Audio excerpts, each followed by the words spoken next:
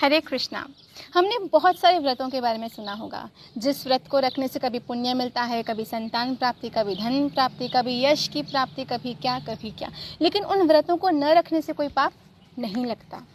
लेकिन हमारे शास्त्र इस बात का प्रमाण है कि एकादशी के दिन अन्न खाने से, मतलब एकादशी का व्रत न रखने से पाप चढ़ता है, क्योंकि एकादशी की तिथि पे अन्न में दोष प्रवेश करता है, कलयुग प्रवेश करता है। और जब हम एकादशी के दिन अन्न खाते हैं मतलब हम पाप खाते हैं और हमारे सर पे पाप लगता है।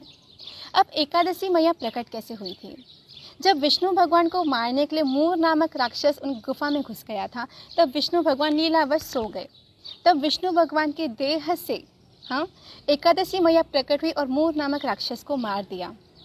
जब विष्णु भगवान जागे और उन्होंने देखा कि मूर नामक राक्षस मर चुका है और एकादशी ने विष्णु की रक्षा की है, तब वो इतने प्रसन्न हुए। उन्होंने एकादशी से कहा कि तुम जो वर मांगना चाहे मांगो। तब एकादशी मैया ने कहा था कि जो भी मेरी तिथि पे आपके लिए व्रत रखे उसके सारे पाप नष्ट कर दीजिएगा। विष्णु भगवान प्रसन्न हो गए और उसको वो वरदान दे दिया। इसके लिए एकादशी का व्रत रखने से हमारे सारे पाप धुल जाते हैं। और एकादशी कृष्ण की प्रियासी है, कृष्ण का सबसे प्रिय तिथि है।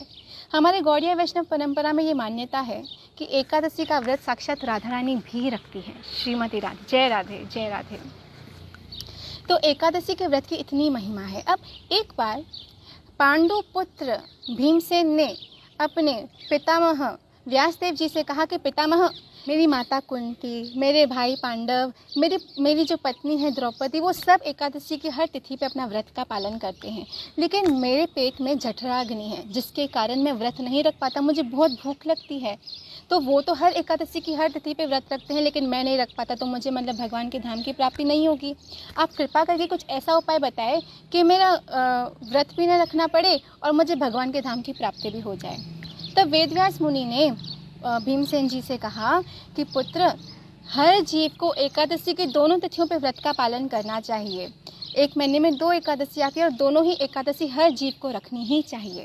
पर फिर भी भीमसेन ने कहा कि मुझसे व्रत का पालन नहीं होता। तब वेदव्यास मुनि ने कहा कि इसके लिए जो निर्जला एकादशी आती है साल में एक बार, उस दिन निराहार निर्जल रहकर जो व्रत करते हैं और भगवान का कीर्तन करते हैं, शास्त्र अध्ययन करते हैं, भगवान का नाम जप करते हैं, कृष्ण भावना में ही अपना दिन बिताते हैं और पूरा दिन निराहार निर्जल रहते हैं, उनके सारे पाप नष्ट हो जाते हैं। इसके लिए जो पूरे साल में कभी कोई एकादशी छूट जाए या फिर हम नहीं रख पाते हैं किसी कारणवश, मजबूरीवश, तो ये एकादशी निर्जल रहकर हम उस सारे एकादशियों का फल प्राप्त कर सकते हैं जो हमने नहीं रखी। तो ये एक एकादशी का व्रत करने से हमें साल की सारी एकादशियों के पुण्य मिल जाता है।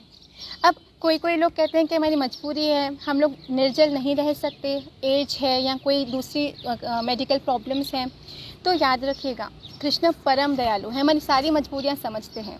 हम भले निर्जल नहीं रह सकते, लेकिन हम कम से कम फ्रूट्स या दूध पे कम से कम व्रत तो रख सकते हैं ना। फ्रूट्स हैं, दूध है, दही है, we also have dry fruits. तो एकादशी के जो दूसरे व्यंजन होते हैं हम वो खा सकते हैं, लेकिन कोशिश करके हमें ये एकादशी निर्जल ही रखनी चाहिए, क्योंकि हमारे जो शास्त्र है वो यही विधान बताते हैं कि ये तिथि पे हमें निर्जल ही रहना चाहिए। लेकिन फिर भी अगर मजबूरी है तो कम से कम नॉर्मल एकादशी का फास्ट जैसे रखते हैं वैसे तो रख ही सकते हैं, फ्रूट्स या दूध पे। इसके लिए उम्मीद करते हैं कल 2 जून को निर्जल एकादशी है। हम उम्मीद करते हैं कि सब इस व्रत का पालन करें और हमारे जन्म सफल हो। जितना हो सके इस दिन भगवद गीता का अध्ययन करें, हम लोग भजन करें, हरिनाम संकीर्तन करें, जितनी हो सके अपनी माला करें। एकादशी का व्रत बहुत ही पुण्यदायी है और ये बहुत ज़्यादा ज़रूरी है हमारे लिए रखने के लिए।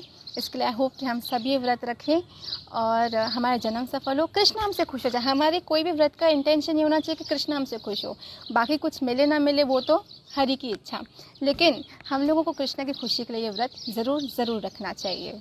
हरे कृष्णा।